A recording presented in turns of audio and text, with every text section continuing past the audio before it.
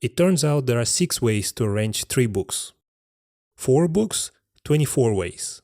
13 books, almost as many ways as people on the planet. 25 books, more ways to arrange them than atoms in the universe. In general, there are n factorial ways to arrange n books. Factorial means multiply all the numbers from 1 to n. Let's write a factorial function. Oh wait, we don't know what n is, that's the point. If n is 1, then factorial is 1. This is simple. But if n is not 1, then factorial is n times n minus 1 factorial.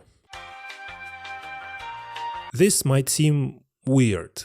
We are calling a function from this function, but it's the same function. A function itself is not a box. It's a description of the box. When you call a function, a box is created, and after it's done working, it's destroyed. Let's trace it. We call factorial 3. 3 is not 1, so first condition is ignored. The function wants to multiply numbers and return the result, but it can't. It needs to know the second number, so it calls factorial 3 minus 1 or factorial 2.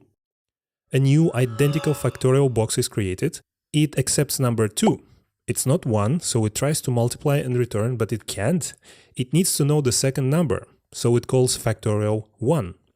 A new identical factorial box is created.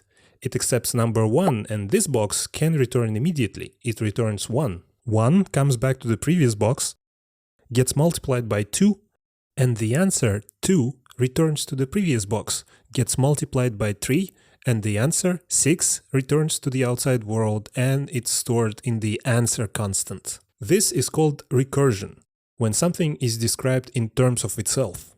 Recursion requires 2 things. First, a simple base case or a terminating scenario, when to stop basically. And second, a rule to move along the recursion, to go deeper. In our case that was n times factorial n minus 1. Let's trace the steps once more, but from a different point of view. Nothing gets multiplied until we go all the way down to the base case of factorial 1. And then we start going back up, one step at a time, one multiplication at a time.